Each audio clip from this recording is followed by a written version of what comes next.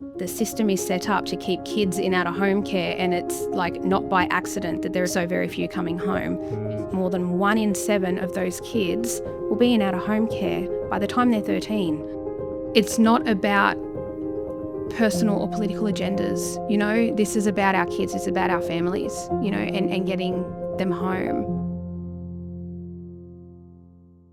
Welcome everybody to the next episode of the Impact Policy Podcast. My name is Sam Johnson. We're recording here today at Impact Policy HQ on Gadigal country. I want to pay my deepest respects to our elders here, both past and present, and want to recognise that wherever you're consuming this content from today, you are on Aboriginal land, always was and always will be. Today I'm joined by guest BJ Newton, who I've been trying to pin down for a minute now. She's highly sought after academic thought leader and expert in the space that we're going to dive deep in today.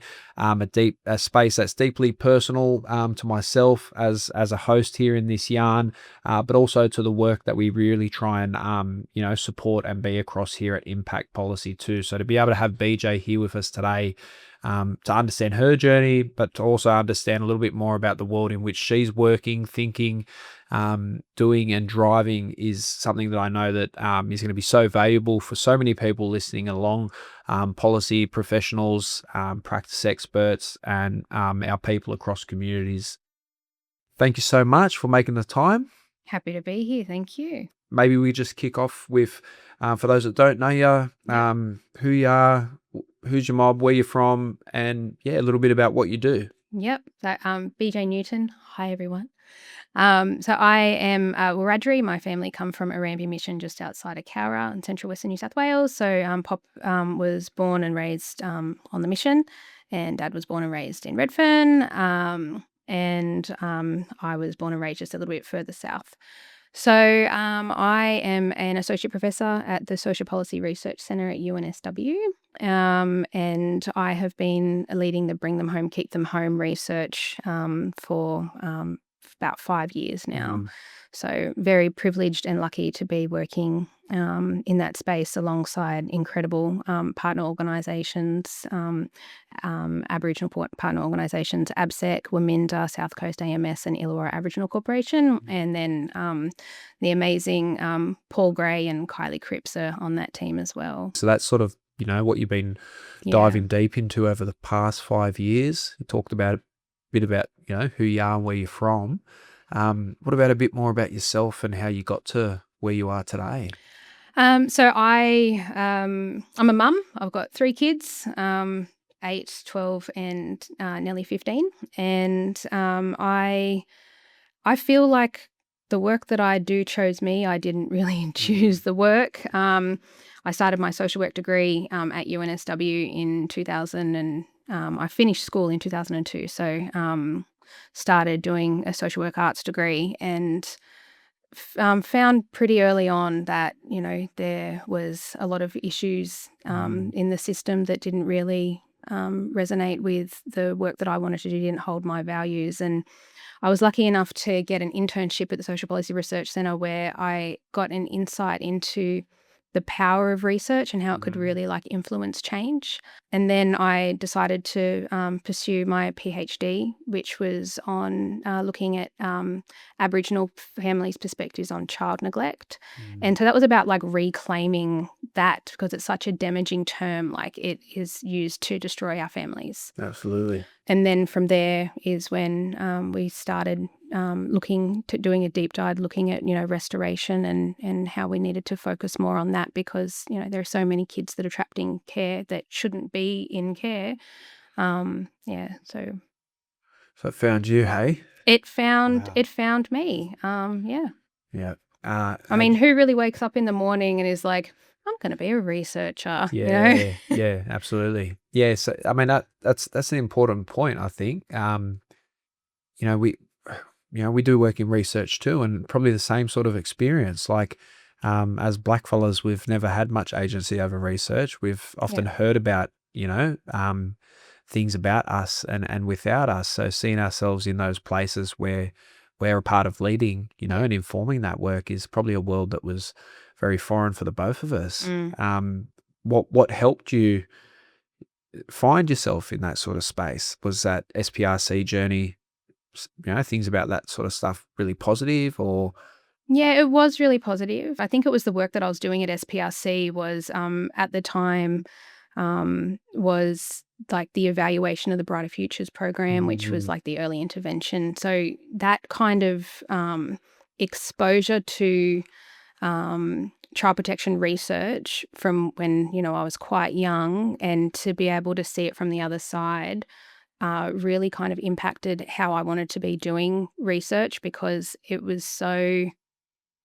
just about, supporting the system to perpetuate the system. And I knew that that wasn't the mm, kind of research that I wanted mm, to do. And I feel like back then there weren't many Aboriginal academics that I was able to kind of access. So it was just about being able to kind of dive into, the readings and like the leaders in the field, and take inspiration from the work that they were doing. Yeah, mm. it's hard because as an Aboriginal person at UNSW, it's been it's been one where you kind of feel like doing this work, this child protection research, you're kind of doing it on your own, and so Yeah, you've got to find your people. And a lot of the people that I've found are actually outside of UNSW. yeah, interesting.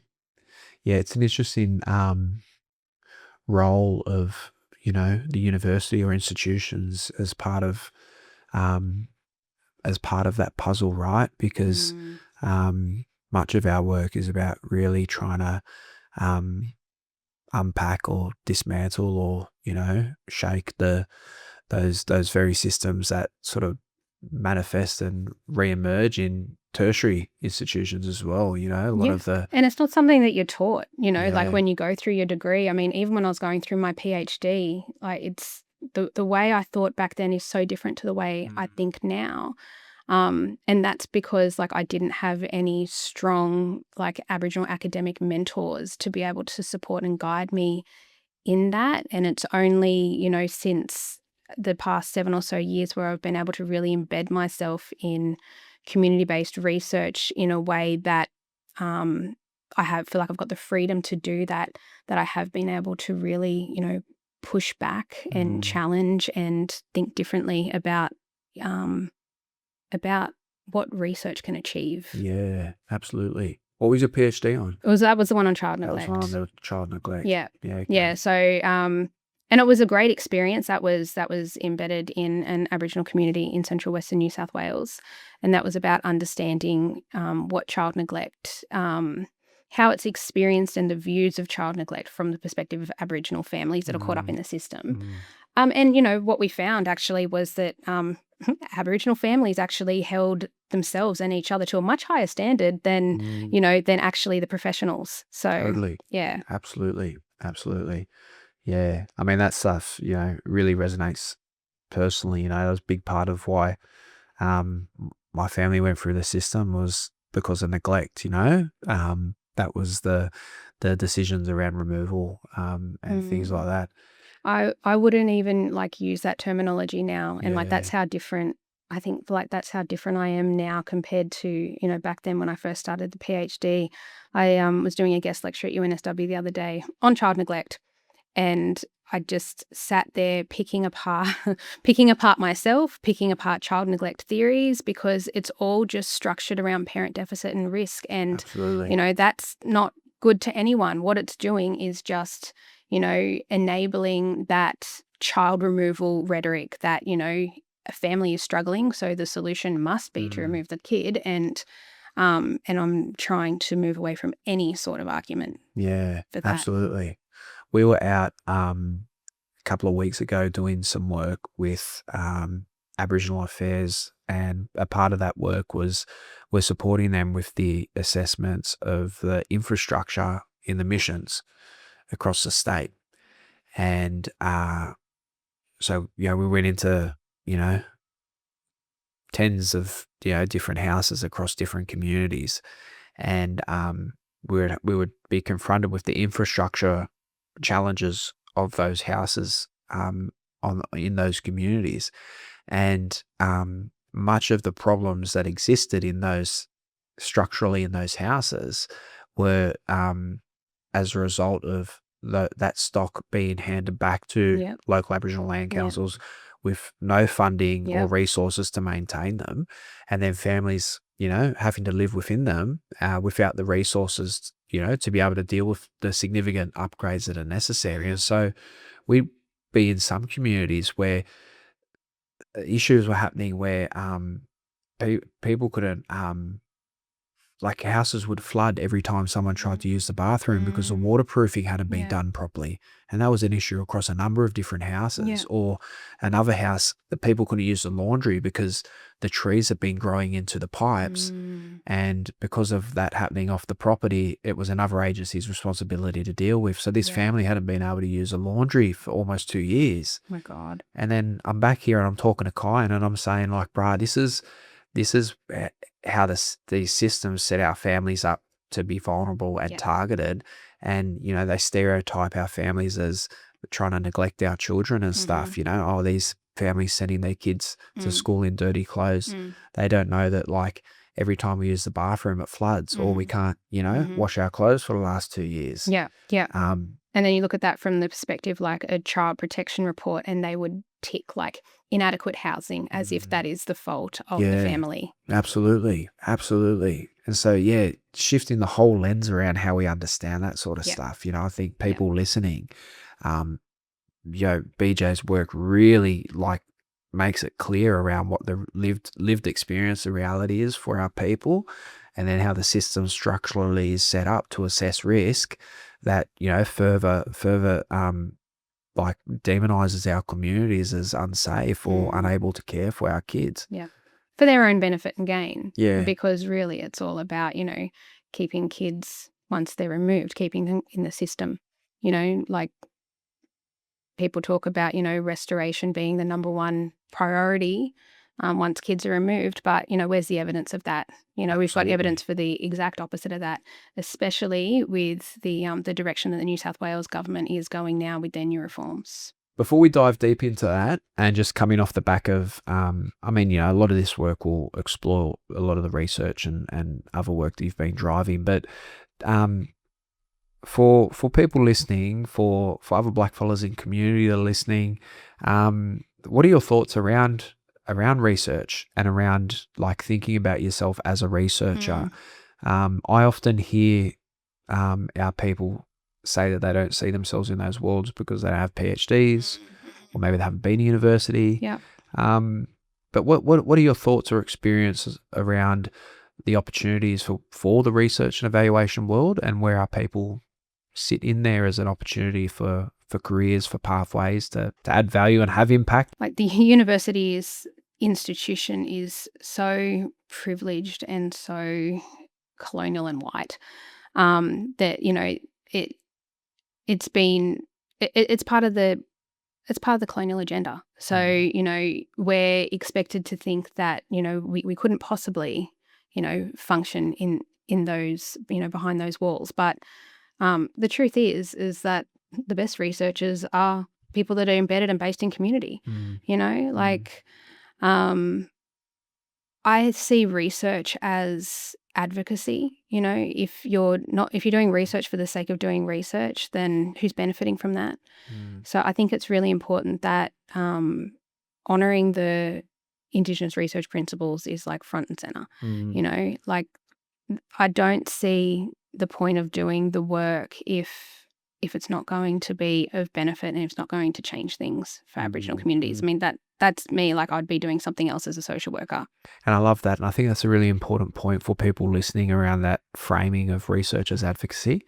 And I think, you see so much of, I often think about the traditional pathways that we think about as blackfellas growing up is like, we want to be social workers because we want to help our people. We want to work in the health space because same thing, health sort of stuff. Or we want to work in the justice system because we know our people are overrepresented in the system and we want to be a part of it. Like all these are based on an advocacy sort of mindset about wanting to support our people. And I think what you talk to is actually really helps give a lens and a voice to our people and young ones coming up to really understand that this research world is an opportunity to do just that as well. Yeah. just like these health systems, justice systems, and social work systems have been harmful or benevolent Yeah.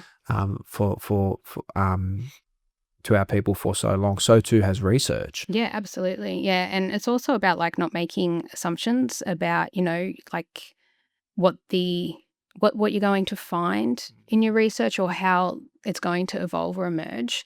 And you can't do that unless you're embedded in partnerships with Mhm. local Aboriginal communities and organisations, because then it's not going to be of value, you know?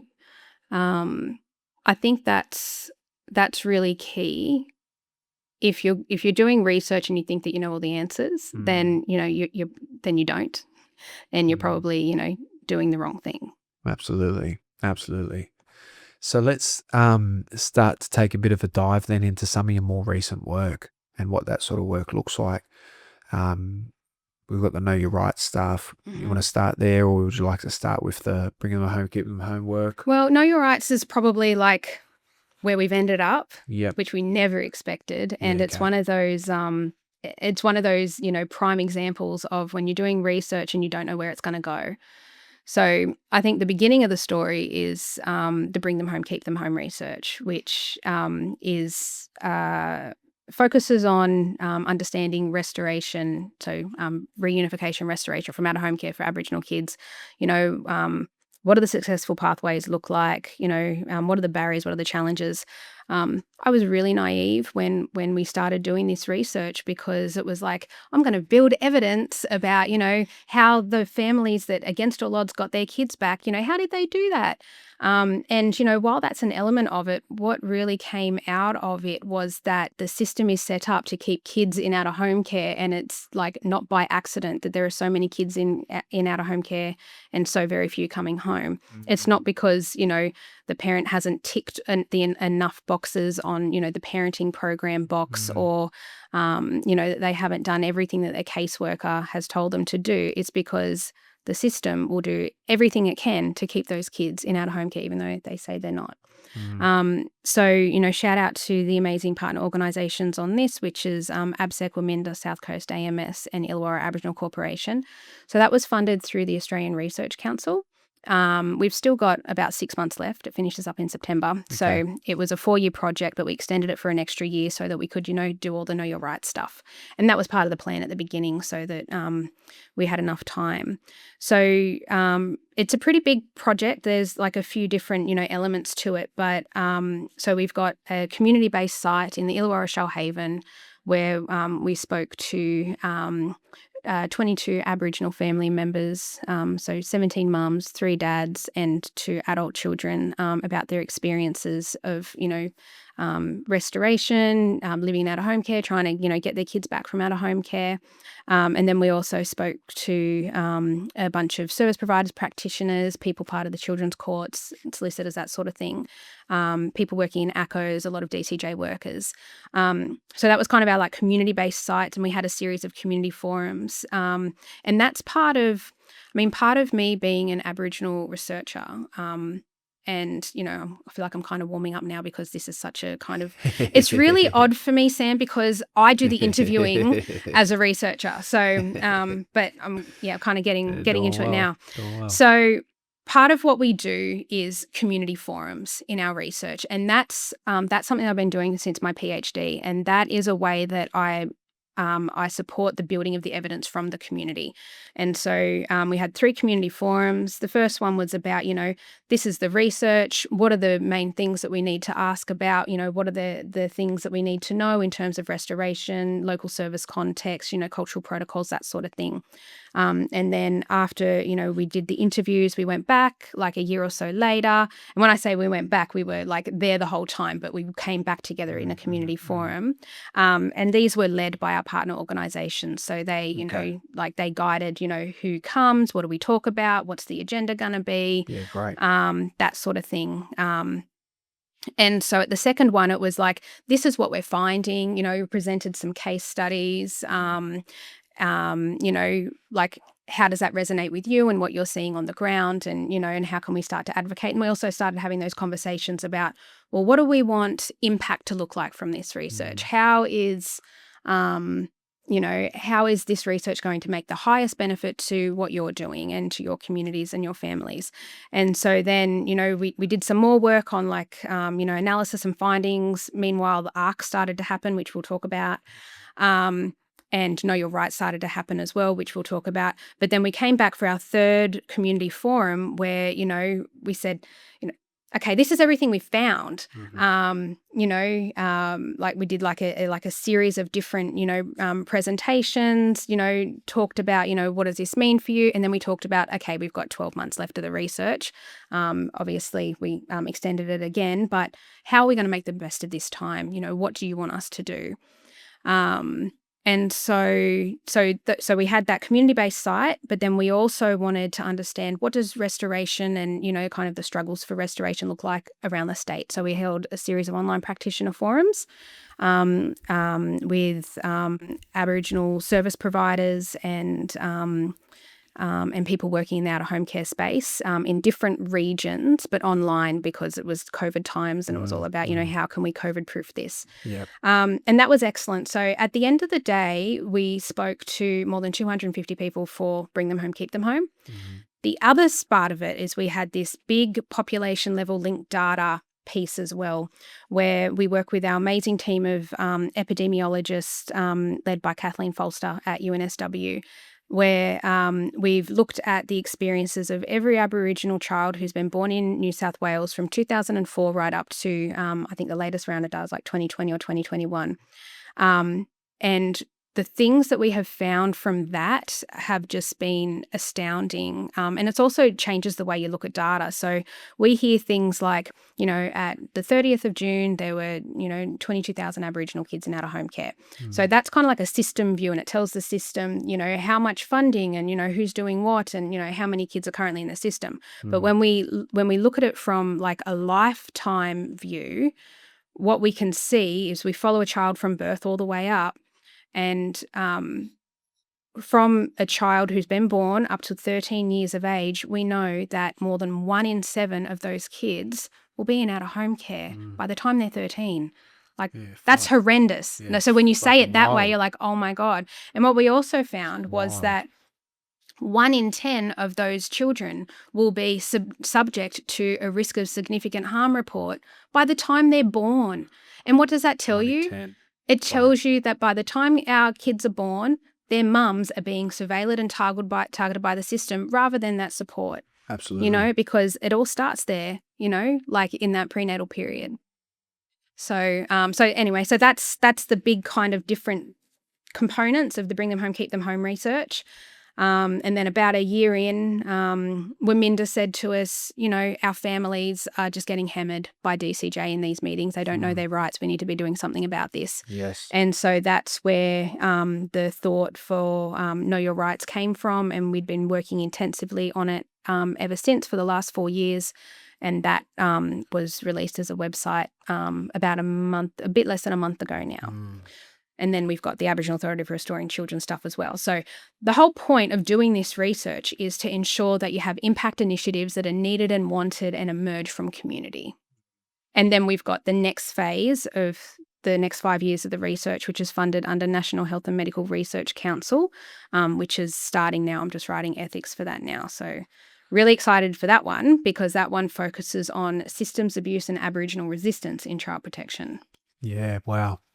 Few things I wanted to pick up from what you talked about there. First and foremost is some of those stats are horrific, like you said. Yep. 1 in 10 of our kids are subject to a rush report before they're even born. Yep. And 1 in 13 of our kids will be stolen from their families before the age of 14, you said? Or more than 1 in 7 by 13. 1 in 7 by 13. Yeah, yep. And since finding that stat, we've been able to follow them up a couple more years, and that actually increases by the time they get to 15. Yeah. So that's data that we're working on releasing publicly. Yeah, wow. Yeah. Yeah. Lose my thought a bit in the frustration and emotion of that, but I want to come back to a couple of things. First, I want to say that the Know Your Right stuff that emerged from the work that you've done is such a fantastic example of how research should happen with our communities, where there's actually agency around the outcomes of what we do together. I don't think that happens enough. And I think that's one of the big things that we champion, whether you call this co-design or not. When we do co-design training around research design, that's the critical element of what we talk about with the river, is what flows out of the river is giving our community the opportunity to determine what that looks like, which is exactly what our Know Your Rights has emerged. You ask those specific questions. What do we do now? We've got a year left, and all that sort of stuff as well. I think that's such a fantastic example of, whether you would use the language of best practice. I'm not a fan of best practice, but I think that's, really great practice in terms of the research world with our people, and sharing that agency and power. But obviously, no surprise given it's led by blackfellas, doing That's that right. work too. Yeah. And what I really loved as well is the relationship of that work with partner orgs. It's something we don't see as much, if not, but so critical, right? Yeah, and I kind of, spoke about it quite quickly, but it was really quite intensive. So for 2 years, we had, workshops with ALS and Waminda and our other partner organisations, ABSEC. We got Cage's funding for the website, and ABSEC have been driving that. And then we also had, so we call them parent gatherings, where families who were part of the research, we'd come together with the families and we'd test, this is what we're thinking for, the resources at the time. And then, when it emerged into a website, and, we would show them things as we were going and what do you think? And so, a really great example, and what's so critical to be getting feedback from the people that are most impacted to what you're trying to change is quite early on. Like if you go on the website, you'll see that we've got these system flowcharts where it helps families to understand, where they are in the system and, what it looks like, your child's removed, you go to court, that sort of thing. And we had this flow chart and we showed it to a group of parents quite early on, and they were like, oh my God, this is incredible, but it's so overwhelming and triggering. And so from that, we created 2 different flow charts, like a family accessible version, and then, like the system version. So, that's why it's so important to ensure that you're really embedded in the people that you're working to support and make change with. Absolutely. And I think, that, like you sort of spoke to, it's so clear that how essential that partnership work is in terms of it really being relational, in a sense of the investment of time, communication and engagement of how that work progresses. It really sounds like there was a real depth to that as a process, as opposed to, just, the other end of that spectrum would be, just trying to get buy-in from a partner org and then Yeah. booking a date and rocking Yeah. up and hoping people come. And Yeah. it really sounds like you're on that other end in terms of the depth of that work. Yeah. And I think that manifests in the outcome of that work, in people feeling like they can inform it. It's so phenomenal. Like it's beyond anything that I could have ever imagined. Like, it's gorgeous. The incredible, the Aboriginal artwork behind the branding, and then, the animations, and it's so beautiful. And hats off to, amazing ALS solicitors and Justice and Equity Centre solicitors who did all our legal fact checking and that sort of thing, because we needed to make sure that it was airtight when we put this out. You talked about 1 in 10 of our kids have had a report before they're born, We talk about that. We talk about how the system is set up, to have that disproportionate target on our kids and families. How does that manifest? How does that manifest and show up? Is it in how? I'm trying to think for people listening. Like if we got practice, if we got professionals listening that work in sectors like health, for example, or things like that. How could they be more conscious that they're actually operating in a way that's been informed by a system that's been set up to target or have, a bias towards Aboriginal families and mums and others too? Like, is there advice that you would give, or how does that sort of manifest in the point that we see such a gross overrepresentation in those Yeah. reports, because they have to be done by someone, right? Yeah. Like there's a professional somewhere, Yep. nurse, doctor, clinician, Yep. someone's had an interaction and then Yes. gone, that's a report. Yep. Like, so the system sets it up, and facilitates it, but there's a human that's pressing that button. Like, what are we saying to them? Well, I think that we also need to be mindful that the way the system is set up is it forces, people to make Rosh reports even when they don't want to, because there's no Great other point. alternative. Great point. And like we see this, on the ground, like anecdotally, I've had, community members, say to me that like the last thing, somebody wants to do is make a Rosh report, but like they have no other avenues or alternatives. And I think that really feeds into it, because the issue is like you've got all these Rosh reports being made in the background. And like, I mean, we all saw the report that came out just the other week from the OCG, which the ombudsman, which saw that 60% of Rosh reports are like referred then closed, which I don't actually necessarily disagree with, because that I think there'd be a lot of people going, oh my God, thank God you're not surveilling me for no reason. But the issue is that you've got all these Rosh reports that are being made in the background, and families aren't even aware. Like they don't know that they're being assessed or surveilled or targeted until it's too late. Yes. And so by then they've got no right to reply. They've got no leg to stand on. All they've got is this narrative that somebody else has created about them, against them. Yep. And then that kind of feeds into like the risk of harm to this child. I mean, that's hugely damaging to families, and that's like the pipeline right there to removal. Absolutely. Absolutely. Yeah, someone explained it to me once when my sister was taken, about a picture being painted. And every time a Rosh report was submitted from different organizations or whatever, because I would ask, like, why did this happen? Like, who said this? Like, where was it from? And I never got a definitive answer, and the answer that I got was like, it was like a painting was being painted by a organization here, or a professional there, or a family member here, and then that starts, once that picture's painted, we make a decision. And I remember having those same sorts of frustrations and thoughts around, like, well, how can there be so many different artists trying to tell one story without speaking to the actual characters that are in the picture? Exactly, yes. And there's no context. Yeah. All you have is that person's account, which, like might be extremely, limited. Yeah. And, based on like misunderstandings or, things that are not factual at all. Totally.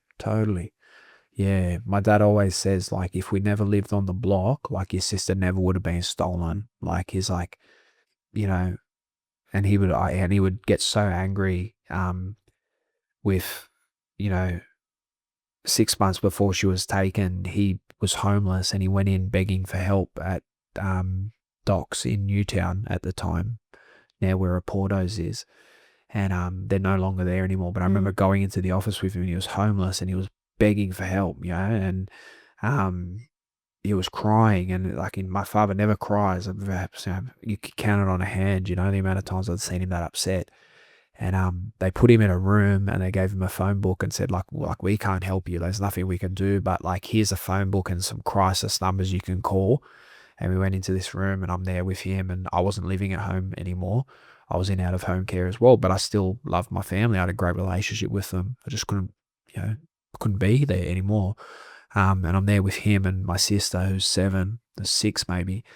And he's barely illiterate, and he's called up one number, called up 2 numbers, and then just got, fuck this, thrown the phone down and left. And then you fast forward like less than a year later, and he's got housing and he's living down on the block in Redfern. And the very people that he begged for help less than a year before, that said they could do nothing for him and, showed him the door, were the same people that came on a Friday night and took his daughter away. Yeah. And then they would wonder why this father was non-compliant, aggressive, and could not engage with the process of what was happening. Is that what they called him, or is that, like your description? How would you describe your dad? I would describe as a father now, I would describe his reaction as valid in the context of what he had experienced. Yeah. And the reality, and we talk about the impact of the system, right? Probably no record of that interaction, or like he was talking to like probably a 3-4 project officer at the desk who couldn't help him and gave him a phone book and a private room. Like there was no case note that was made, maybe, or maybe there probably was, who knows? But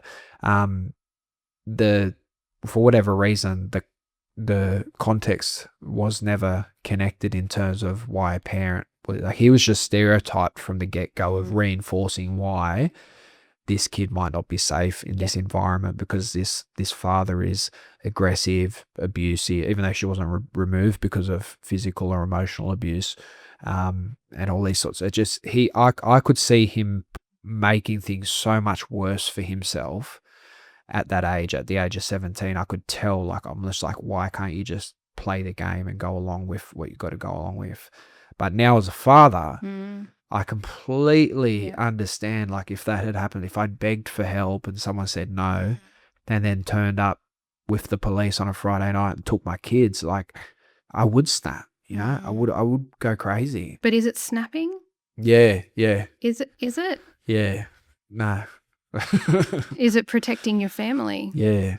Trying to as best you can with no agency, no power, no skills to be able to,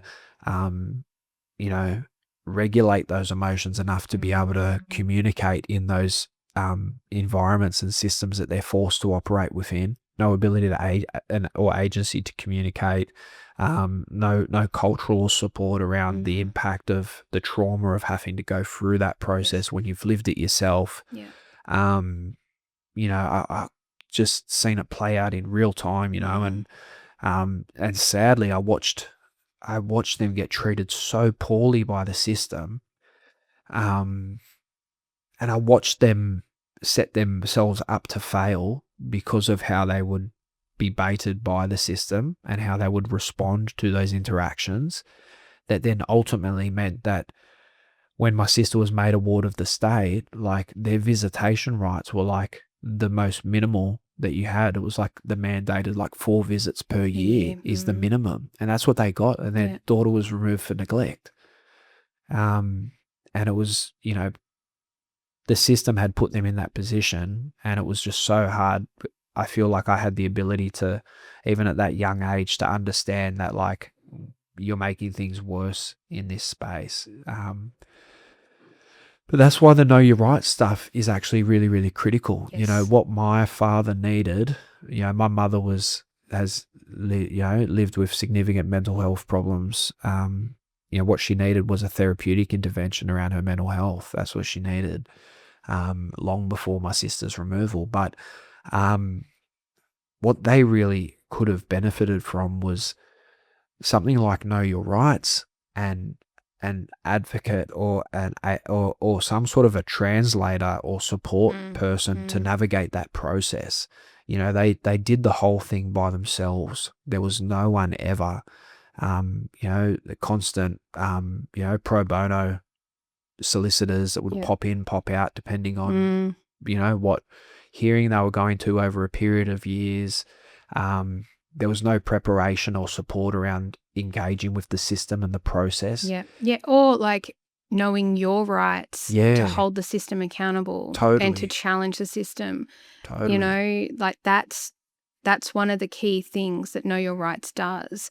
It also validates families' experiences that, like there's sections in there on, coercive control from the government, punishing poverty, mother blaming, like those sort of things and it's all grounded in like the stories of families that are part of the research, like it's just So full critical. of quotes, so that when people jump onto the website, they can not feel so alone, and they can be like, okay, other people have gone through this, but this is part of the way the system's been designed, like, and you were talking before about, this, like the workers kind of baiting your dad to set him up to fail. Well, that's a very deliberate act of violence because they know how he's going to respond. Yeah, absolutely. There was one instance, probably the worst one. It was a case conference in Burwood, DCJ, and my father hadn't seen my sister for like over 12 months, minimal contact at all. And we went in, and I was there, my mother, he was there, the foster carers were there, my sister was there, and the director of DCJ office and the caseworkers, it was a fucking mountain of people. And we came in, we sat down, and my dad's sitting across the room, and he's like, oh, he's so happy to see her. But he just fucking hated docs, he hated DCJ, and he didn't do himself any favors. But we sit in this case conference. He's like, hey, my baby, how are you? I love you so much. And the guy obviously had his agenda for the case conference he wanted to go through, and the director's trying to kick things off. And he's like, I don't want to hear from you. I'm not here to talk to you. Yeah. I just want to, he just wanted to talk to his daughter. Yeah. And they're like, Russell, mate, we're here for a case. Like, we need to do this case conference. He's like, I'm not here for a case conference. I'm here to see my daughter and this and that. Anyway, and he presenting aggressively, but that's escalating because of what DCJ is putting back against him. And what I could see was a father just wanting to have some time with his daughter in an environment that is safe and supervised. Like they would make my parents have their visits in this tiny little white room outside of the meeting room we were in, less than 10 meters away. So I remember thinking in my head, like, why can't you just let them have this space? Yeah. Or like, well, let them have a mini family meeting, a family visit before you do the case conference. Why don't you guys all remove yourselves for 10 minutes or like give them some time? I've seen each other for fucking 18 months. Yeah. But no, kept escalating. And the director kept pushing back, and, you can't speak like that. And he's like, fuck off, mate. I just want to fucking talk to my daughter. I'm not here to see you. And they're like, well, if you're going to talk that, we're going to have to, abort this and exit it and whatever. And then, it was I can't talk about it because I get emotional. But it was fucked. My father just didn't help himself either. But fuck him. Like, he wanted to see his daughter. Yeah. They can get fucked. And what was your sister's response? She was like 8 years old, and she didn't know what. Yeah, her. And this is where it's fucked for our kids. Is, our kids know what's going on, but there's also a part of them that doesn't know what's going on because there's so much happening. And, she was just silent, and she didn't know what to expect. And she's fucking overwhelmed, she's surrounded by all these people. Everyone's saying that my dad is an aggressive man and he doesn't deal with these things. Now I'm in a space where he is, and like, it's reinforcing what, people are saying, how he's being painted, and just makes things so much more harder, Did you get the sense that your sister thought your dad was aggressive? Yeah, because he was like, he was aggressive in the sense that, like, what we were experiencing, like, I was like, Dad, come on, like, please, like, let's just chill out. Let's just do what we got to do. He's like, nah, fuck this guy. Like, I don't want to hear you. And he was like, you're a flea, mate. I don't want to talk to you. I'm here to talk. Like, it is aggressive stuff. It's just such, a powerful example of the way the system just has no respect, for the value of family relationships, or just humanity. Yeah. When a family is coming together for the first time in 18 months. Yeah, totally. Yeah, more concerned with process than with people. So disrespectful and so cruel.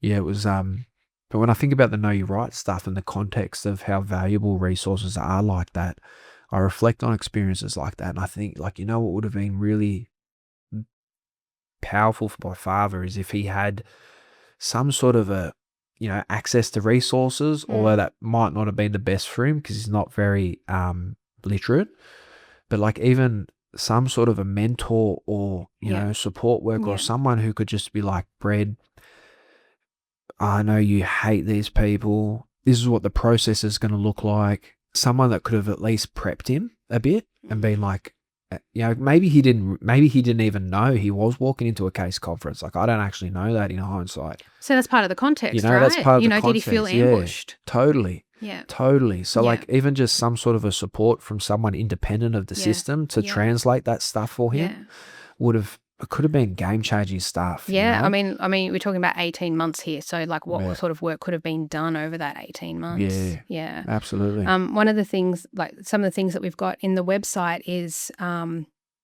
somebody who actually like talks through the different processes as well, because, again, what we've heard and just what you've said, like you can't read when you're going through that. Like you can, kind of take that. So like there's the option to, just watch a video. We've also got these phenomenal journals that Kimberly Chiswell wrote called My Evidence, My Way journals. And they use response-based practice approaches to help the families to gather their own evidence about them, about their family, about their case, and, in helping to really kind of validate them and their story, but in keeping track of, everything that their caseworker says and does and, doesn't do but says they would. So they're like really great advocacy tools that we know that some people are starting to use with families because, we've designed it so you can use it on your own, or, you can use it with the support of advocates as well. Yeah. Yeah. Wow. Yeah. It's so critical, and it's so, it's fucked that it even has to exist, but the sad reality that so many families have had to, fight against this system for so long with access to little to no resources around, how to do that has been tragic. So, and the resources that are out there, it's all about how to comply with the system. Yeah. And it's just all that hoop jumping, it's really interesting hearing you talk about the way your dad responded to everything. One of the kind of terms that we've developed through the research, a paper that we love so much, is actually called Playing the Game. One of the ways that families play the game, we call, is through strategic compliance. And that's where families will, jump through the hoops their way. Yeah. And do so in a way that, makes them look good or their case look good, that kind of aligns with, what they need to do to, kind of tick those boxes, but in a way that still safeguards their families, keeps their dignity, and really just gets, honours their experience and validation as a parent going through this. Absolutely.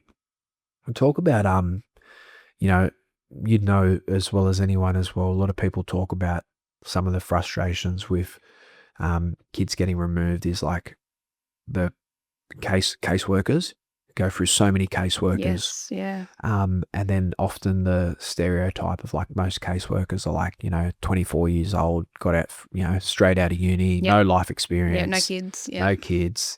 And, hamstrung by bureaucracy, red tape and policies. And that's an example of, we talk about, when I asked you like, oh, what's the example of people listening? And, the system's set up in a way, but it's a person that, presses a button or makes a report or whatever. Like that's a great example of like how, the system's structurally set up to disproportionately impact our families. And then that we see that manifests in things like ill-equipped caseworkers that are brought into the agency because of because of a range of different reasons. And we see the burnout rate, and we see a whole range of things that further impact that sort of stuff too. But I often think about that too, right? Like we think about even just the, doing so much stuff in policy now, and seeing how much policy can, small pieces of policy can have a significant impact. So I often think about caseworkers and how, I don't know if it's still the way, but it was a way for a long time, is that like you had to have a social work degree to get a job as a DCJ caseworker, or you had to have a tertiary degree to get a job.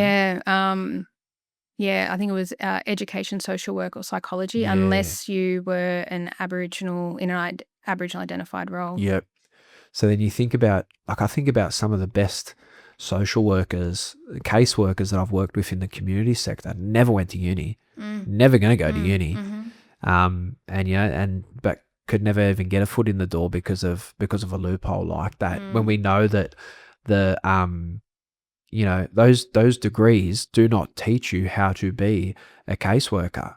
Like, I've got an education degree and I did not get taught how to be a teacher. No, they teach you how to become indoctrinated in the system. Yep. And as soon as you are part of that system, unfortunately, whether you are in, the child protection department or whether you're in like the broader out of home care industry, you are an agent of the state. And so like you are part of this carceral colonial system, it's got the foundations of, of power and control. And so it's not about, like we say that it's about support. It's not. It's about pulling people into line. It's about power over, Absolutely. That's a huge issue. And unfortunately, at that degree stage, you're grooming like baby social workers into, how to be bureaucrats. Yeah. Megan Davis talks about ritualism, absolutely. And I think that's why we need to be having much more conversations about like the carcerality of these systems. Like kids in out of home care, they're imprisoned. They're trafficked around to different out of home care organizations, and then we get surprised about, like that pathway to like the adult carceral system. Absolutely. Absolutely. It's all just the same system. They're just like different focus areas. Different stages. Absolutely. I bring up that point around the caseworkers and that policy connection because I think it's a really important point around agency. And I think exactly what you talk about, like if people are listening to this, if professionals are listening to this in terms of what BJ just lent into around how these systems are set up, how we're operating within this carceral sort of state, and that how, there's a real risk that, if you're listening to this, you're an agent of that as well. I think that's where I've seen that play out, particularly with caseworkers on the front line that have come in. And I'll give a personal example from my lived experience was that, there's this thing around policy, right? Like policy provides a guide and a framework to make decisions.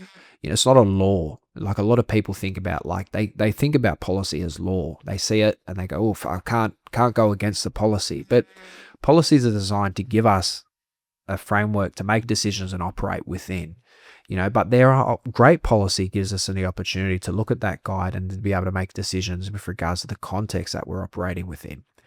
So I had this caseworker with my sister. I went through about 40 different caseworkers throughout her journey. And towards the end of her, when she was about 11 years old, so she'd been in care for a few years, she had this amazing caseworker, later stage of her career. She was maybe, in her 50s. Her name was Pip. If she ever hears this, shout out. You got one of my core memories as a young person, you helped create. But she says to me, she goes, talk about the visitation rights. We're only over visits at this time. I know that things might have changed since then, but visits for my family at that time were only meant to happen in the office, in the visitation room. Which was highly clinical, not a space you want to spend with anyone, feeling, like you're being stared at and Yes. you're a risk. Being judged. Feeling like you have to perform. Yes, absolutely. My mum would go out and my parents gave up on those visits because of the impact of that. They didn't give up on their kids, but they stopped going to them because of how hard that became because of those factors. And we had this social worker named Pip, and she'd been in the system as she goes, I started my career in docs as a 24-year-old, first student, did my years there, left, spent her career doing whatever, came back in at the end of her career journey. She goes, and by this time I was 20, 21. And she goes, Sam, I notice your family haven't had a visit for, a really long time. She's like, when's the last time you spent Christmas together? And I'm like, oh man, like fucking years. And she's like, look, I've spent a bit, I've met with your mum and dad, I've, spent time with you.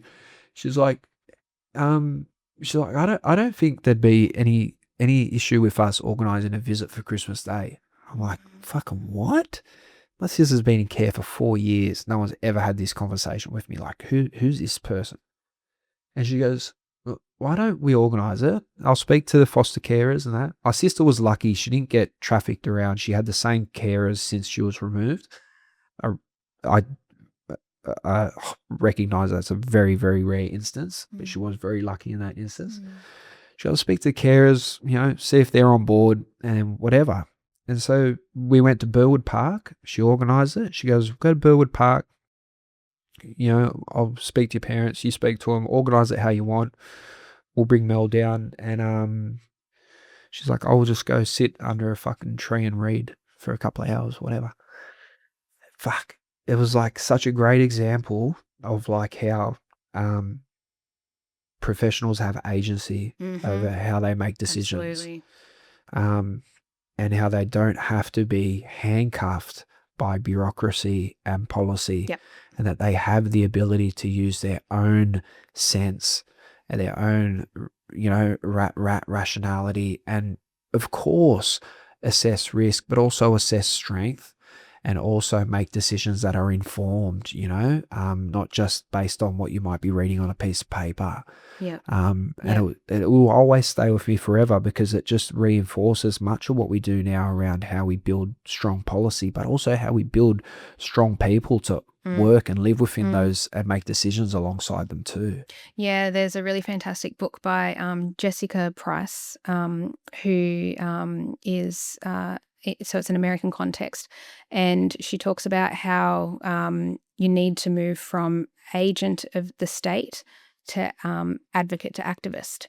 And it's like this really kind of fantastic framework. And she was, a child protection worker for many years. And like the book is really fabulous. It kind of brings in her like lived experience and that sort of thing as well.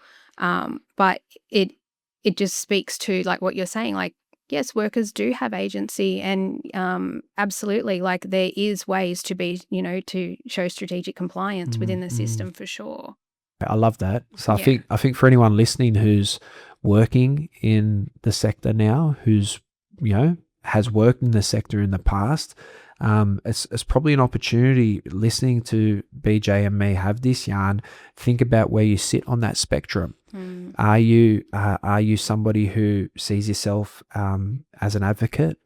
Are you someone who's maybe consciously or unconsciously, operating as an agent of the state and the system that's been set up? I think it's a really important part of your own reflective practice to sit with some of these yarns that we're having and think about where you are and where you can be in terms of that journey as well.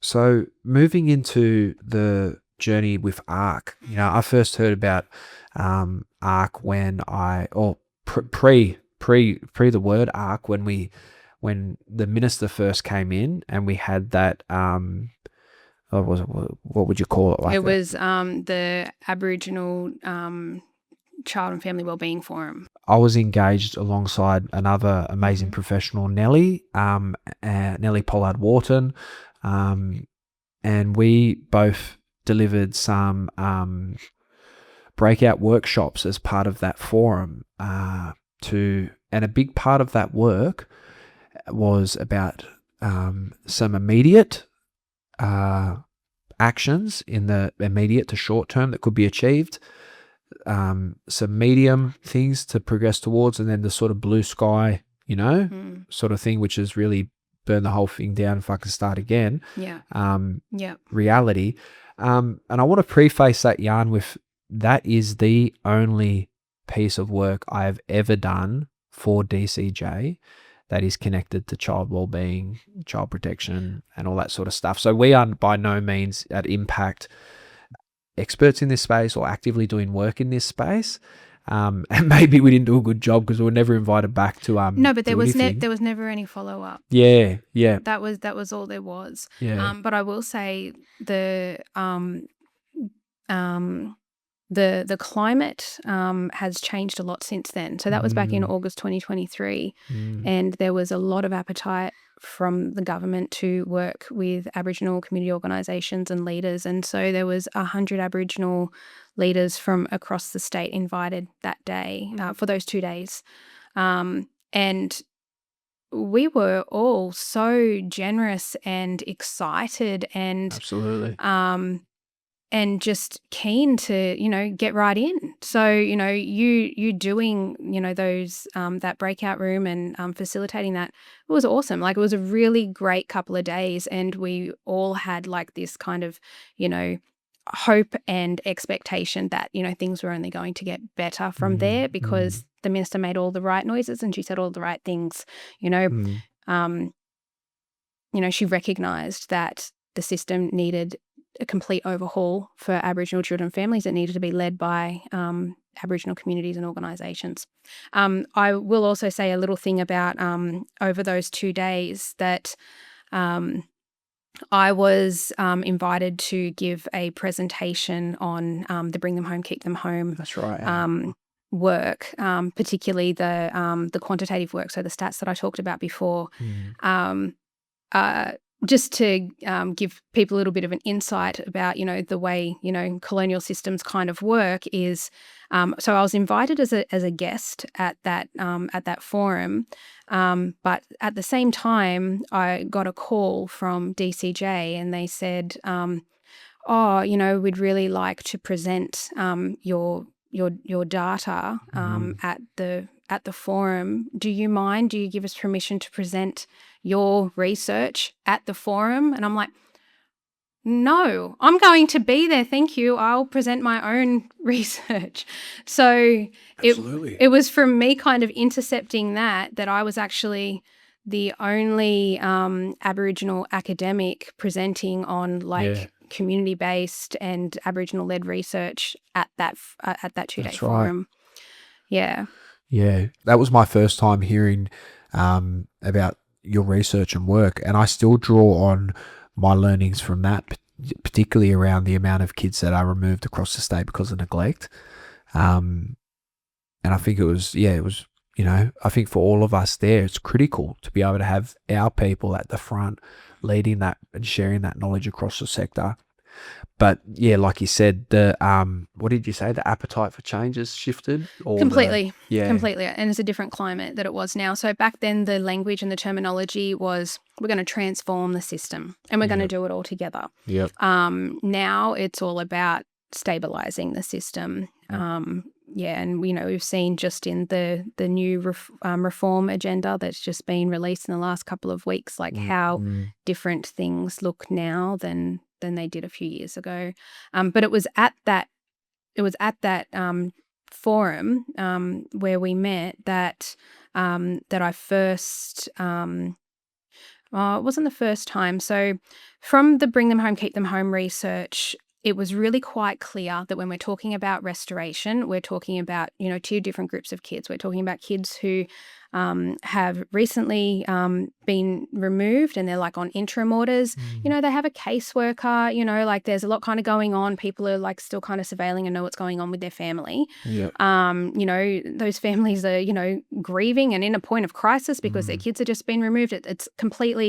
It's a different situation to those kids that are on long-term orders. Most of the kids that are on interim orders, they get funneled into long-term orders quite quickly because of, all like the jumping through hoops and expectations that you're expected to do. Definitely. And, with the kind of fast-paced push to permanency as soon as possible. So most of the kids on interim orders move on to long-term orders.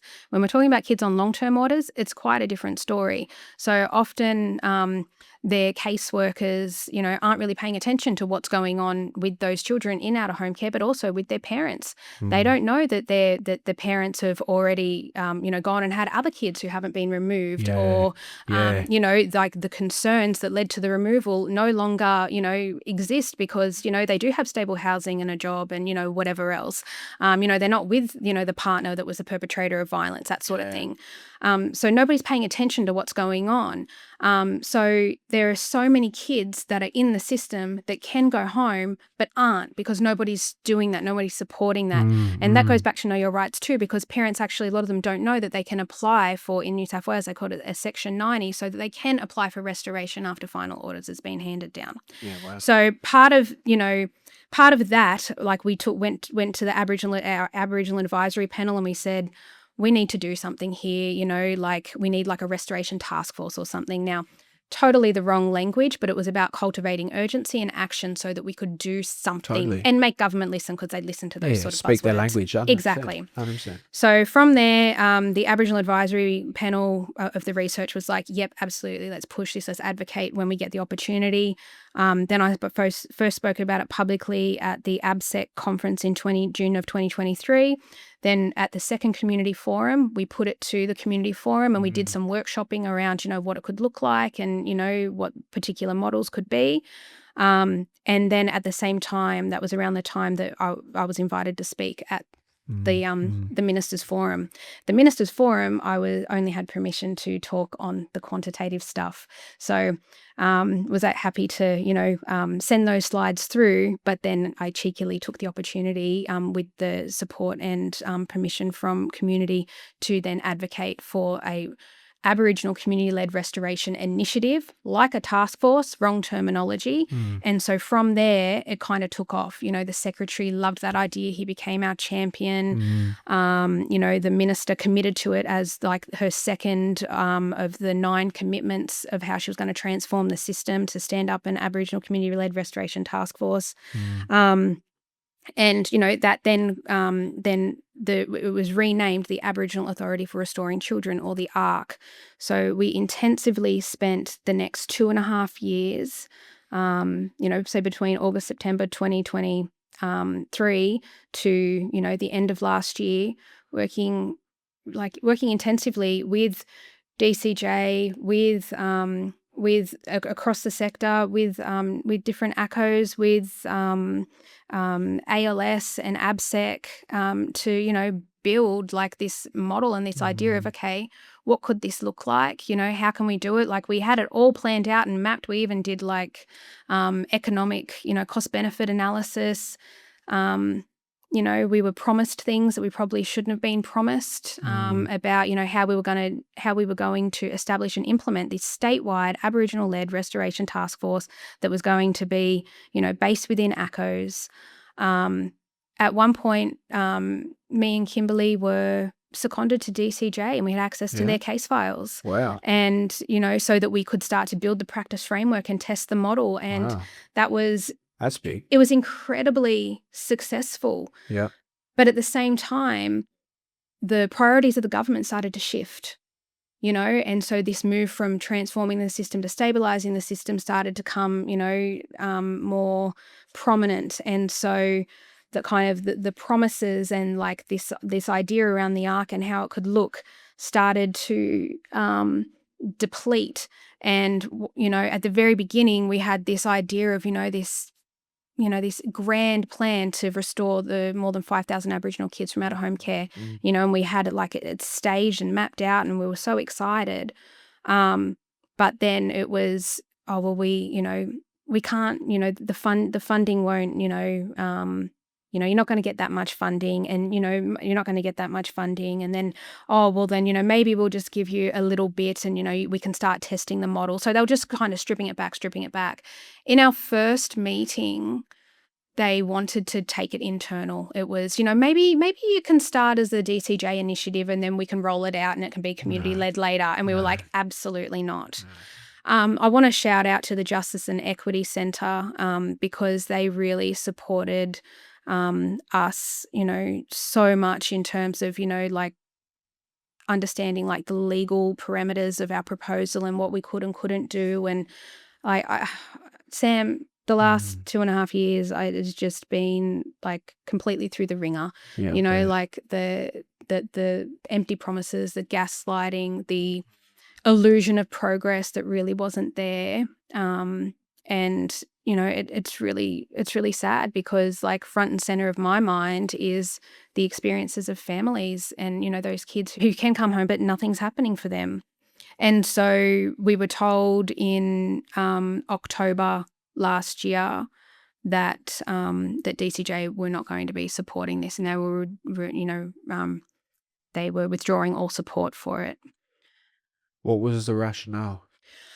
Um, Like, that's a significant investment of Yeah. DCJ resources. well, especially because we were commitments, secondment, all the in-kind like, support. Yep. that's a lot of stuff to just then abandon something. That's right. I mean, Kimberly was established as the ARC practice lead in ABSEC as a full-time role. We had consultants in to come and do the cost-benefit analysis, program logic workshops. You were at one of the workshops. That's right. All of that. That's right. Their rationale was that the support for the initiative took a hit, and the confidence in the initiative took a hit. Like, this is all just kind of scapegoating and gaslighting. Yeah, sure. And that was, see, the thing is, they put in these legal barriers that were in place, right? And, we went to the Crown Solicitor and we asked them, if these legal barriers, if they stand, and if, like, legislation needs to be changed to be able to implement the ARC. The response from the Crown Solicitor, we were happy with it, but DCJ said that they had a different interpretation of the response than we did. So there was an issue with that. But at the same time, we were progressing the operationalization of the ARC. And, each time, we had one barrier, and then, we came back with this incredible kind of positivity and, that's okay, we can overcome it. Then another barrier would crop up. So it was first the legal barrier, then the operational barrier, and then, the language around around the framework and that sort of thing. So just every barrier, there was something else. It got to the point where I was the barrier and I was scapegoated, and I was told that, the content that I put out over LinkedIn is, does not look good for a sustainable policy partnership, to kind of quote, to quote the Deputy Secretary. He said that the way I do this work is too much, and it's the way I advocate is not sustainable for a policy partnership, and that they can't be seen to be working with someone who's so critical of government. I'm like, well, you know exactly who I am and what I do. But a couple months before that, he sent me a whole bunch of screenshots from LinkedIn, about my problematic LinkedIn content. So they were surveilling me. And then I got feedback that they had people reporting back to them, at conferences and during public forums when I'd be talking, to make sure that I, wasn't breaching confidentiality, or that, that I wasn't causing offense to anyone. So just this real kind of, enduring violence from the system. And so in that way, they kind of tried to scapegoat me as part of the reason why they didn't want to do this work anymore. But really, it was just a change in priorities for the government. Because if you look at the $1.2 billion injection, where's most of that gone? Building residential care services, increasing caseworker salaries, and foster care campaigns. That's the opposite of restoration, right? It's the exact fucking opposite. The whole premise of why the ARC was stood up and invested in was in response to a recognition that the whole, like you said, when Minister Washington was at that forum, it was an immediate recognition that the whole thing was messed up and needed to be complete. So, like, we can't establish a journey from that standpoint that recognizes that the whole thing is fucked and needs to be fixed, and then be too then sensitive to criticisms of the very system that we have accepted is messed up and needs a complete rebuild. So from that premise, that really is disappointing, because I mean it'd be like you would accept a response like that if the system was defending its function, in the sense that like, oh yeah, there's a rover removal, but we're working on it. But the very premise was like, yeah, we know it's messed up. We need to rebuild it. So if you're starting from that point, you have to accept that the rhetoric that comes out, the commentary that comes out, the evidence that's going to come out is going to continue to reinforce that, because that's where we've accepted the starting point is. Yes. The second part that's scary is people surveilling you, or, screenshotting your content. I follow your content. I put out a lot of content as well, and it's evidence-based and informed. That's how I read your content. Yeah, it's not opinionated. It's not there's a lot of content out there that I can see that's commentary, that's based on, and I'm sure is, 100% of the time or most of the time, like, accurately and evidence-based informed, but it might be anecdotal, whereas a lot of your content I've seen is evidence-based. Yep. So and that's deliberate, but I got told that my my social media posts weren't as credible as my peer-reviewed research. But again, it's all part of the scapegoating, but a lot of it's right? Informed by some of your peer-review research, isn't but it? It is 100%. Completely. Yeah. So one of the things that we were also told when we were told that, that they were withdrawing support for this was that they're going to establish their own internal Aboriginal-led restoration team. Yeah. So it kind of circles back. They got what they wanted in the end, right? Yeah. But I will say that whatever model they come up with better not look like what we came up with for the ARC, because that is grounded in community and the bring them home, keep them home research. Yeah. So that's kind of intellectual property theft if they do. Yeah. If could the ARC exist outside of the system? I love that. So we've moved on from thinking of ARC as a program, like if it's a program, then it can be destroyed, right? It is a thing or it's not. Like the ARC. Absolutely. And I think because we had so much kind of buy-in and support from the minister and the secretary to just kind of push and make this thing happen, we didn't get the opportunity to really kind of like just let it organically evolve. And now we are. And so the way we think of ARC now is it's not the ARC, it's ARC. It's a verb. It's a way of knowing, being, and doing. So if you think about reclaiming ARC, enabling ARC for families, like reclaiming that Aboriginal Authority, it can be anything and to everyone. Know your rights as ARC, right? Absolutely.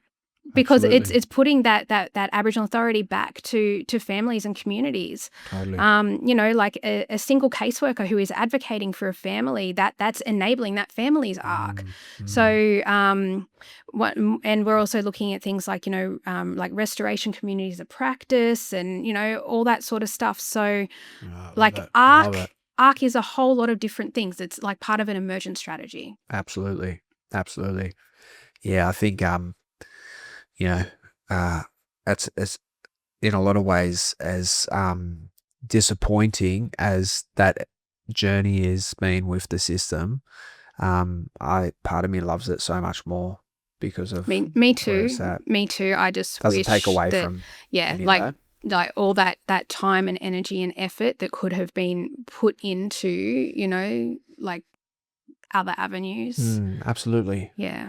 Any opportunity with maybe like philanthropy or other spaces like that you talked about some of the cost benefit stuff and budget, some of the pushback from the sector was around, they always use that as a reason around decision making was around funding. Yeah.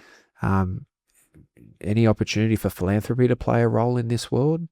Well, look, potentially. I mean, like we are leaning into ARC as emergent strategies. So whatever it may evolve to be is how it's meant to be, right? I've been interested in their role in this sort of space and place. Like I know that they fund Mountie, out in their sort of space, fund a whole range of other different projects, different philanthropic orgs. But we actually did a piece of work for the Coroner's Court that was philanthropically funded. Wow.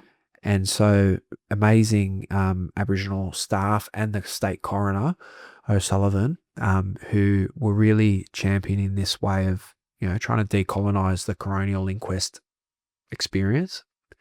And they had a concept for what they called healing circles. And so they spoke to us about wanting to co-design it. And I said, well, before you co-design anything, you actually need to speak to families that have been through that and actually test that concept before we, even though your professional expertise tells you, you need to get that consent almost, that it's something that would be beneficial. And so they had this, the state coroner, Aboriginal staff within there had developed this concept. Everywhere within DCJ said they loved it, but no money for it. No money anywhere, but everyone loved it, couldn't support it more. So they ended up together. We actually pitched to Paul Ramsey Foundation the project and the concept, and Paul Ramsey funded Impact Policy to do that work for DCJ, for the coroner's court, which was amazing, and it was great.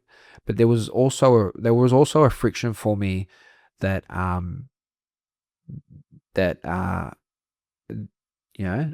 the sector should have been paying for that work. Yeah. But I did like that we got it done regardless. Yeah. And so that did help me start to think a bit more differently around how we resource our work alongside absolutely. these systems. I think part of the issue is, though, Sam, is that nobody wants to talk about restoration. Nobody wants to lean into it. I mean, people think that if there's a child in out-of-home care, then it's for a good reason. Yeah. Nobody is actually wanting to lean into the real issues, which is that, the system's designed to keep kids in out-of-home care, and that there are so many kids that could go home but aren't. We know that we have a range of different people that tune in and listen to this sort of stuff that we're talking about. Some are within the sector, but some are outside of it. Do you have any sort of critical points for people to try and understand when you talk about that? That's why I did the Sorry Not Sorry campaign recently on LinkedIn. Yeah. So that was 18 days of recognising 18 years since the national apology. And every day I released, something which kind of lends that exactly what you were saying there. It was just about spreading public awareness about, the fact that Aboriginal kids are in out-of-home care because that's the way the system was designed. So I really just encourage people to think more critically about when they're hearing things like child neglect and, kids who have been removed, domestic violence, that sort of thing, because usually there is, it's comes from a place of, bias, it lacks context. It's around this kind of risk framework and mentality. I think that, as a society, we're conditioned to just blame parents and put this kind of deficit lens on parents. So it's all about, that kind of shift and change in mindset and understanding that, why, if there is quote unquote child neglect, and I don't like using that terminology, but if there is, why is the solution removal? When we know that kids growing up in out-of-home care suffer so much more, Absolutely. through systems abuse and harms. Absolutely. Why would that be the solution? Because it's not adequate, I think a big part of my reflections as well from a systems-based perspective is also around how we think about responding to issues that aren't like we should be thinking about more responses for families that are based around community care, that are grounded in community care, but also are family centered.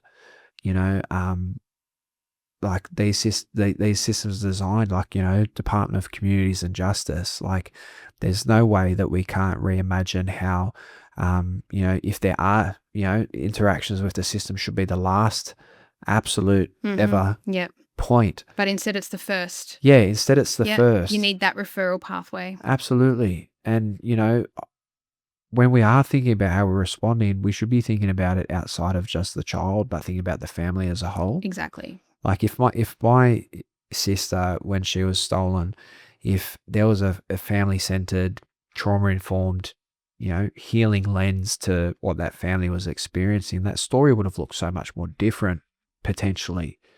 Because and I said this to a DCJ exec who was on this podcast as well.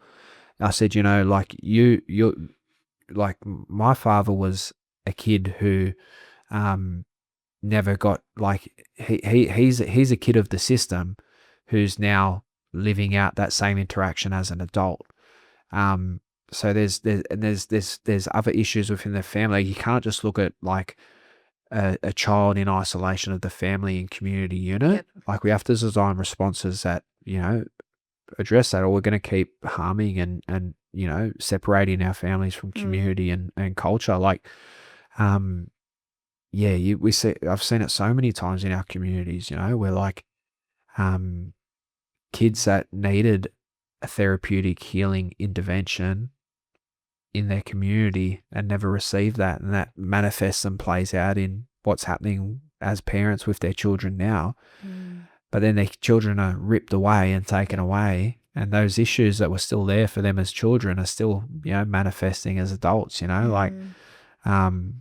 but we just have this lens on the child as a priority, which is critical. But like we know, right, as black fellas, like we don't exist in isolation of anything. Like everything is interconnected, and like it's such a critical thing. But the child is the priority. It's interesting how like this whole best interest of the child, kind of terminology, it like from a white lens, from a mainstream lens, it does actually ignore the family. What does best interest of the child mean? Like, and when words like safety of the child, or restoration when safe to do so, like you don't need to preface and say safely, that sort of thing. Like it goes without saying, like no parent wants their child to be unsafe. I mean, I'll just keep coming back to the reality of some of the stats that you talked about, and how that just continues to compound. Like for so long I used to not even try and lean into any of my lived experience, and we don't do a lot of stuff in this sort of space anyway at Impact Policy. So talking about this stuff is a good opportunity to feel like you're a part of something in some way. But I used to think for so long like, oh, there's no, like, what does any of my lived experience have to do with any of what we're talking about today or doing today? It was so long ago.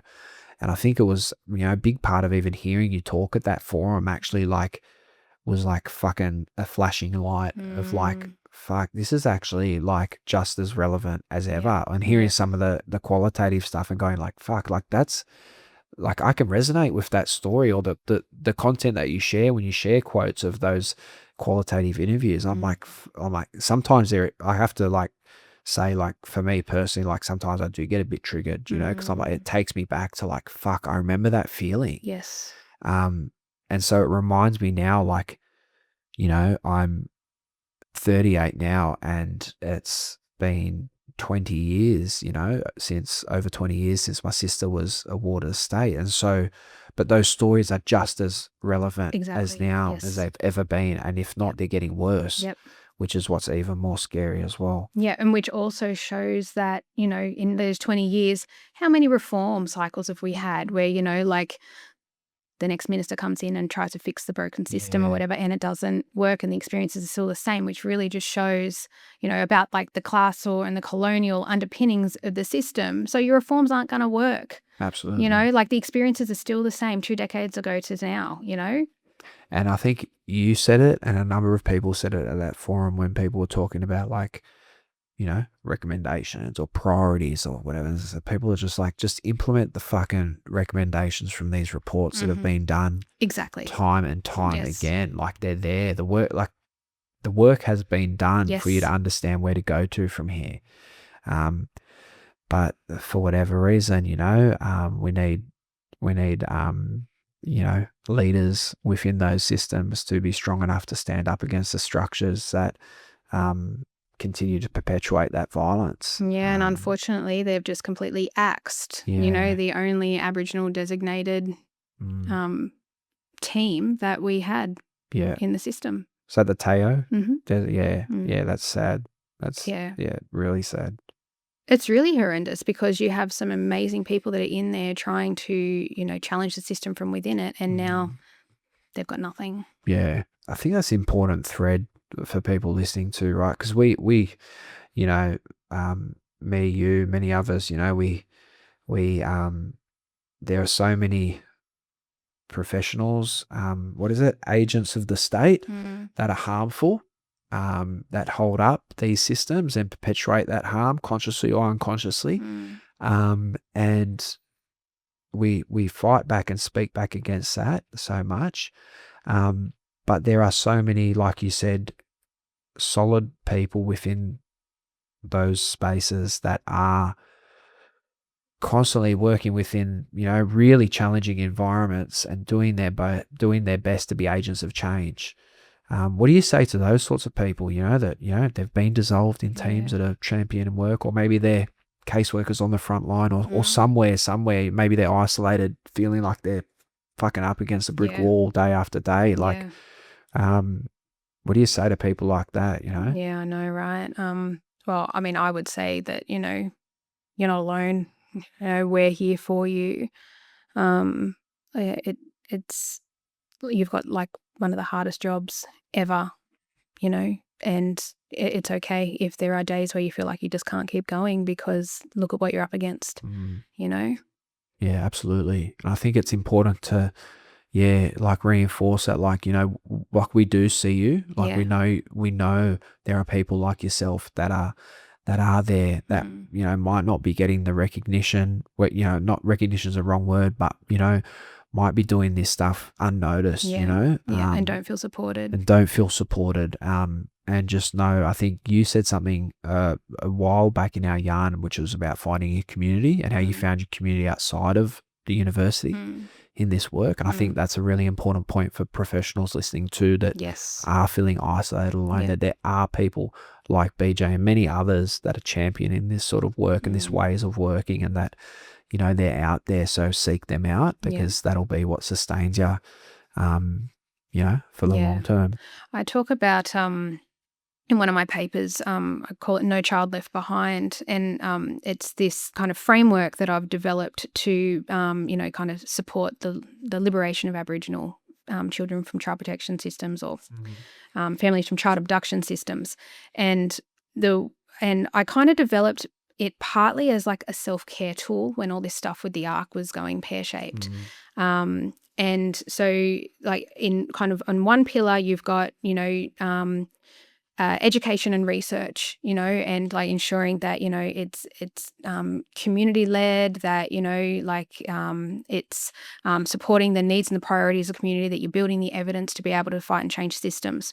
And then you've got the pillar of, from the grassroots, from community. And that's, like the work that ACOs are doing on the ground, like all that kind of advocacy work from the grassroots. And then you've got the third pillar, which is from within and with systems. So working with and from within the system to be able to try and change and liberate Aboriginal families.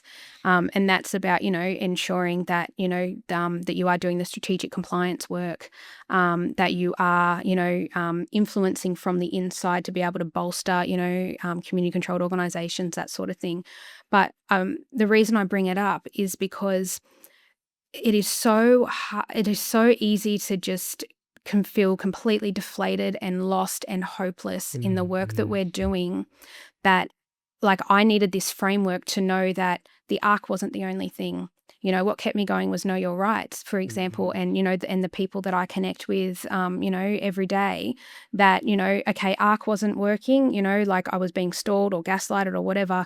I could pivot and I could focus my energy and my time somewhere else, somewhere that I knew that, was going to make a difference, something that I was more in control of.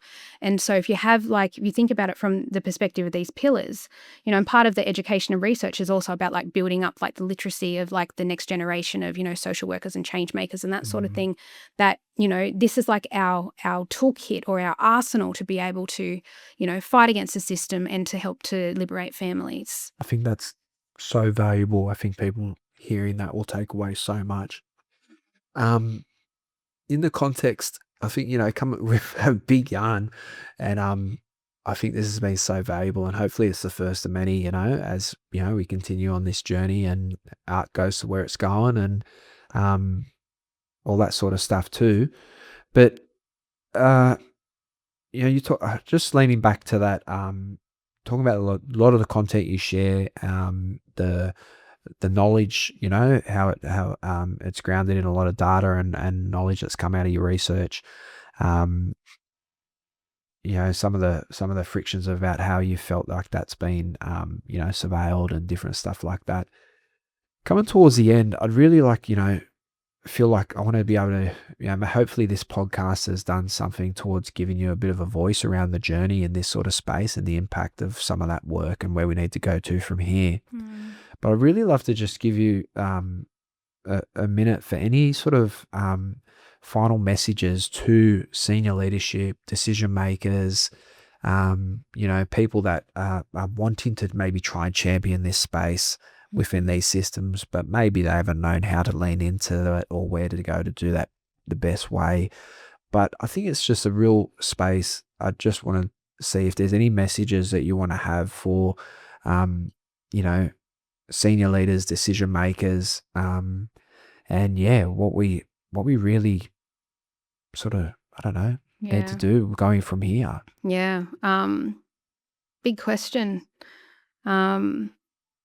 I think that it's important to recognise the generosity of Aboriginal communities and organisations that, we're in this because we don't want our kids and our families to be impacted by systems any longer. We don't want our kids stuck in the system. So it's not about personal or political agendas. This is about our kids, it's about our families, and getting them home so that they can thrive, in family, in culture, in community.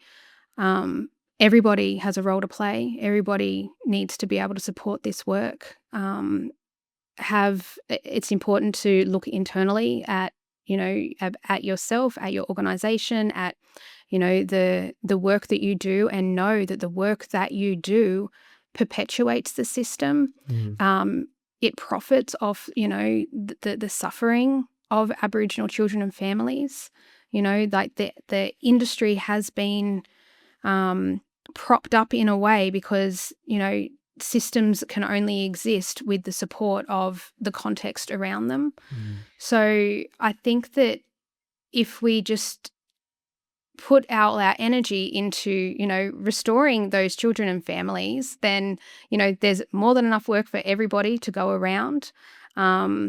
And if we were to reimagine and kind of repurpose like child protection systems from the perspective of, keeping families together. So I like to think about restoration as part of family preservation, like it is part of, keeping the family unit together. Then everybody's going to benefit and everybody's going to thrive. It sounds like the ministerial and executive environment hasn't been, what do they call, system readiness for change? Is that the language that they use in the sector? But this podcast will live on long after this next machinery of government and changing of the guard and all that sort of stuff as well. So someone might watch this, years from now. And what would you say to future leaders that are coming into this space? Maybe they're going to pick up the ministerial portfolio. Maybe they'll be the next secretary, DepSec, or director that is really going to hold a lot of power around this sort of space. What's your advice to them? Learn from past mistakes. That's, if we look at the time of the apology, where things were not as bad as they are today, and we never would have imagined that. And things have gotten worse. The apology was an opportunity for us to really shift gears and change things, but that didn't happen. And so if somebody's watching this in the future, I would like to hope that things have improved. But if they haven't, then I think it's about looking at the legacies of those, past policies and how they've evolved and how, not that much has changed. And the reason they haven't changed is because it's still underpinned by the foundations of the same government that stole children throughout the stolen generation eras. Absolutely.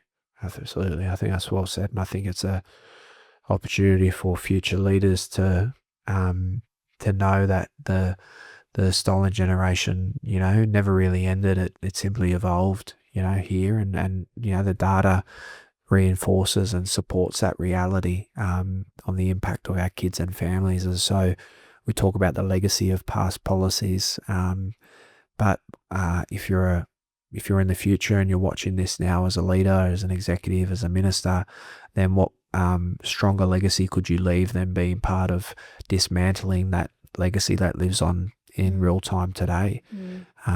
So yeah, I just want to thank you so much for giving up so much of your time. Big podcast yarn that we've had together, and hopefully the first of many, as we go on together as well. And yeah, appreciate you making the time to come in person.